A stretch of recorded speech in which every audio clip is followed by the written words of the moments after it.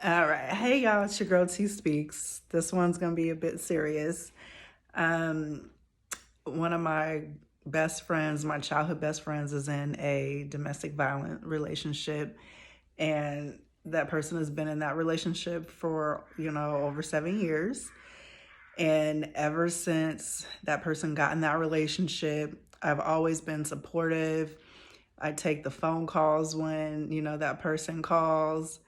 I'm there to talk that person off a ledge. I'm there to make sure that that person, you know, um, realizes their worth.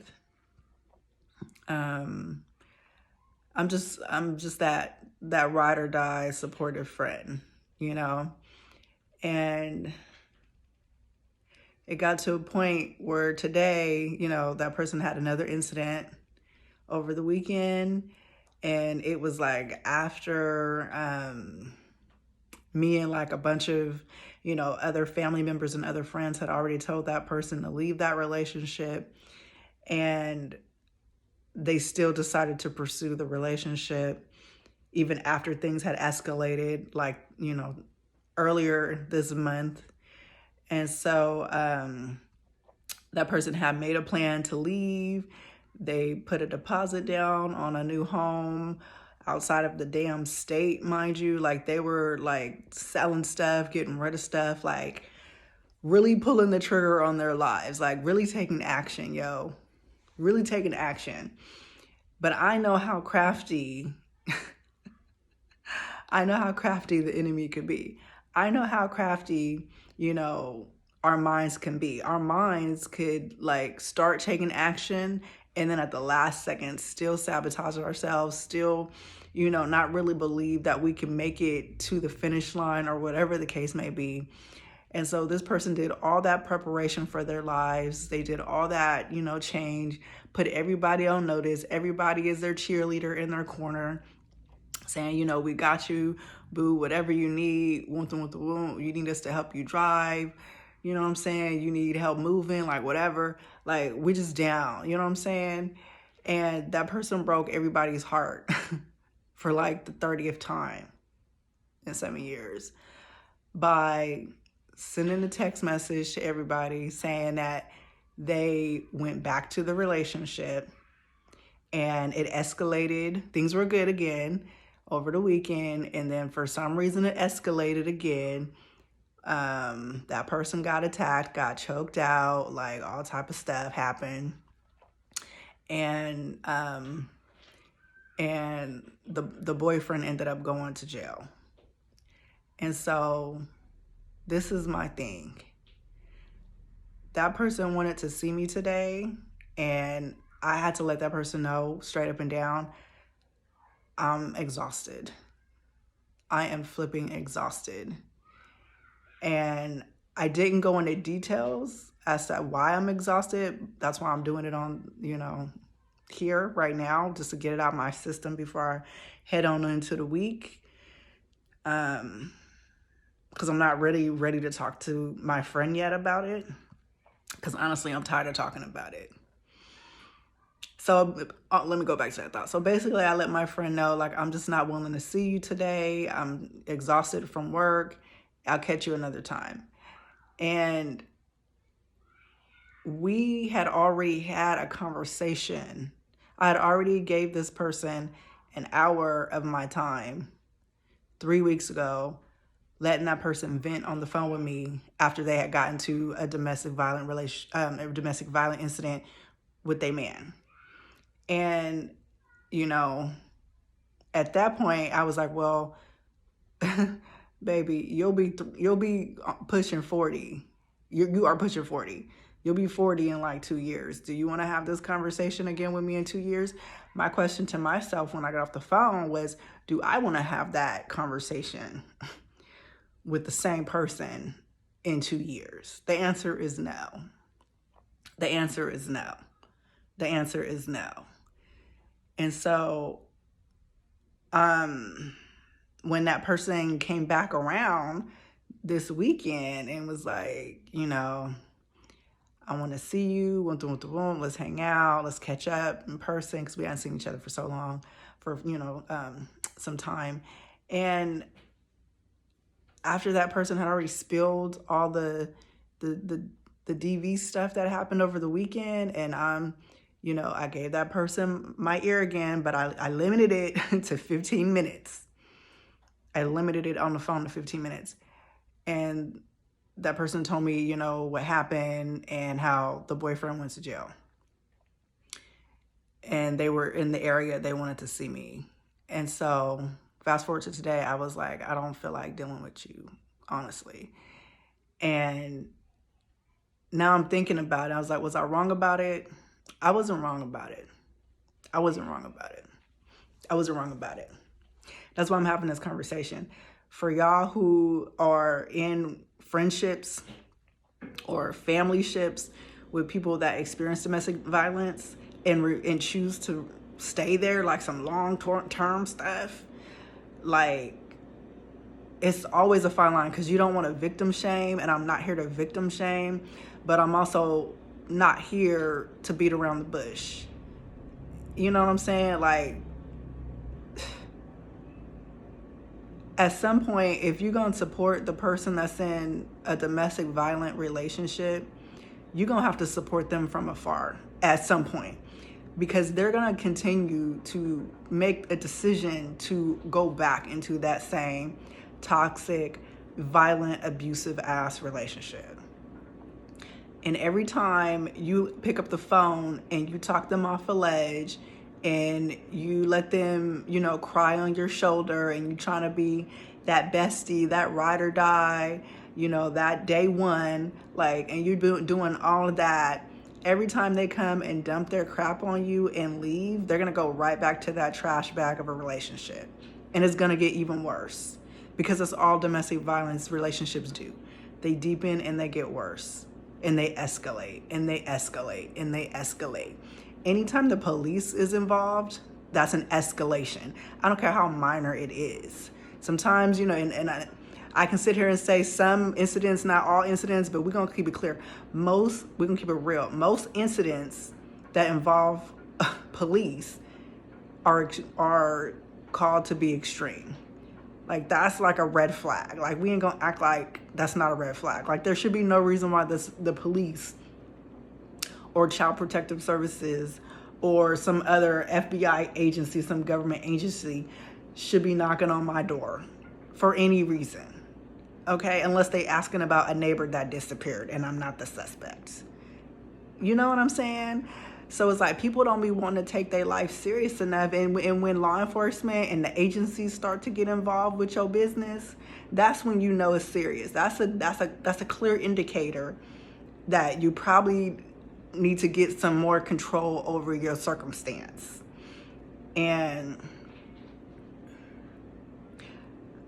when you are a friend of somebody who is in a DV relationship and remains there for whatever reason, remains there, we ain't even focused on the victim. We're just focused on the supporters of the victim, because we need support too. I need support too. I'm tired of, taking these damn phone calls and stopping everything that I'm doing because I'm afraid that my friend is gonna, end up in the morgue somewhere because they decided to remain in an abusive, toxic relationship, a physically violent relationship. After I didn't sat there and poured all of my resources, most of my resources, my time, my energy, my focus, my words of encouragement, my taking time off of work to drive to where they are and see about them after they didn't had an incident the night before, like having phone conversations with therapists about them. Like, bro, I'm not about that life, man. If I'm gonna be your breaking case of emergency, it better be an emergency that you had nothing to do with. And that's really how I'm feeling. That's really the hype that I'm just really on. It better not be a repeat offense and your grown ass is making a decision to stay in an environment that is clearly not worth anybody's time, especially mine. And so I know that this, my plan was to get on here and be like, let me give you some tips on how to stay safe when you have a friend that is in a domestic violent relationship. All that went out the door because I'm angry. I'm hurt. I'm saddened. My heart hurts for my friend. My soul aches for my friend. I dream about my friend. I answer every single phone call and text message within 10 to 30 minutes when my friend messages me, because I never know if it's going to be an emergency. Now I'm groomed. Now I'm in the damn domestic violent relationship and I ain't even getting none of the benefits. That's crazy. I don't even see what the benefits are of staying in a DV relationship. I really don't. But that's another topic for another day. I don't even know if I'm going to be able to post this because it just feels so disgusting that I say it. I don't want to be like I'm victim shaming because I'm not. I want to say that I just want to give people who have friends and family that are in, that type of abusive relationship. I just want to give y'all some advice. When it's just too much, first of all, we gonna just keep it real. It ain't gonna change if you still taking every phone call. Let's just keep it real. And trying to talk to them about it and trying to help them figure out their mind and their emotions. When that stuff starts escalating and it's been, months and months and y'all still talking about the same flipping issue, about the same partner, about the same type of abuse, or the abuse continues to escalate and increase over time, and you're just wanting to help that person and be that ride or die friend, it's not going to change. It's not going to change.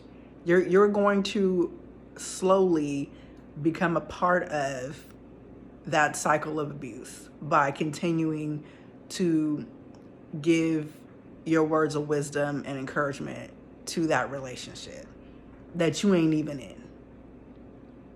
You're not even in it, and you're giving words of encouragement to it and trying to uplift it and trying to correct it and trying to, support the person, support the victim, and possibly even support the abuser. It's not going to change. As a matter of fact, it's going to co-sign on it. It's going to give them a reason to remain in the relationship longer, because they know all they got to do is, get into a fight with their spouse and call you, and you're going to be right there front and center to support them through it, because that's the type of friend that you are, because you're a good person, because you want to see the best from other people, because you would never want somebody to do you like that. And you might have even been through it yourself at one point in your life. And you just want to give the type of support that you wish you had when you were going through that stuff. Now we really having our conversation. But the truth of the matter is, people who experience that level of toxicity in their life, they need like a bigger slap in the face. They need something big to happen for them to want to walk away. And it's usually not a friend saying, "Hey there, you're worth more than getting slapped upside the face for no reason." It usually takes Child Protective Services, somebody going to jail, somebody almost dying, somebody, you know what I'm saying, like losing a bunch of cash and having to go to another country and rebuild. Like, it usually takes something extra to meet the extra that they already got going on in their relationship. You can't change it. You got to stay humble. You cannot change it. And realistic too. So that's just my advice, because this video is getting lengthy, is that I was exhausted. I didn't want to see my friend today, so I just dipped. I was like, I can't see you. And I just got fed up with it. Now, will I be there for my friend? Of course I will, but I'm not going to be there in a way where it's going to take my energy and my my thoughts and my love. Like, I'm not, there's a saying that don't cast pearls among swine. Do not cast pearls among swine. I'm paraphrasing it. But it really means, like, don't waste your breath.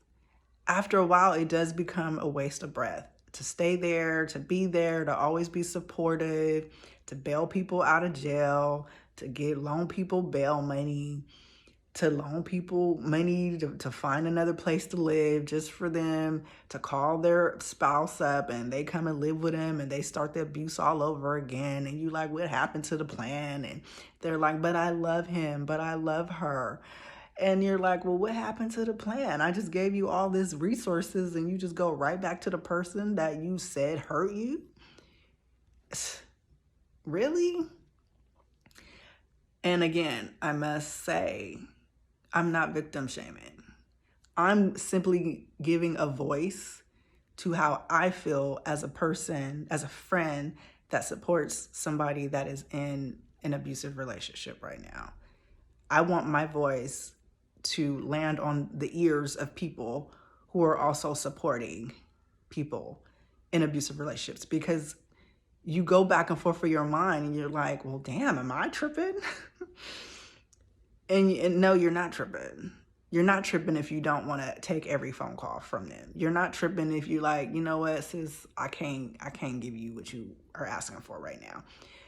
Because you're going to take the resources that I give you and you're going to give it to that man that's abusing you. And I don't want that. Or that girl that's abusing you. And I just don't want to see my resources go to waste. You're not guilty. You're not a bad person for protecting yourself in that way. So that's my spiel. You know, I got to unpack myself even more emotionally. I don't want to do it here because, you know, it's just not appropriate. Let me know what y'all think in the comment section. And man, if this video touches you, please share it. If this video is touching you, just leave a comment, hit the like, and take care of yourself. Invest in you, because they're going to do what they're going to do. They're in that relationship and they're going to do what they're going to do until they're ready to leave that relationship. And nothing you can say, nothing you can do, no amount of money, no amount of love, no amount of hugs, kisses, and letting them stay with you, you know what I'm saying? Letting them just use up all your resources, like nothing on this planet Earth, no amount of prayer, like really having our conversation, no amount of prayer, no amount of words of affirmation, no amount of nothing can make them leave that abusive relationship until they are ready to leave. And they may not even be ready to leave. It's something catastrophic may happen for that relationship to be done with. It probably won't even be on them. It'll probably be the hand of God or the universe breaking that tie up. But it's not going to be you. So that's why you got to take care of yourself. Take that stuff in small dosages. Don't swim in the pond with other people that are in toxic relationships, because it will not do you well, man. It'll seep over to you and you'll be wondering why you can't concentrate, why you can't focus, why your equilibrium is off, why you don't want to eat, like why you cranky, like you questioning your status, and you're like, why am I single? And it's like, because I don't want to be in no funky abusive ass relationship. That's why I'm single. Like, look at this. You know what I'm saying? Like, but it'll have you questioning, like, well, maybe I should just deal with a little bit of stuff. No. We ain't dealing with none of that. We ain't dealing with none of that. It's not happening. So, invest in yourselves. Love you guys. Till next time. T Speaks. Bye.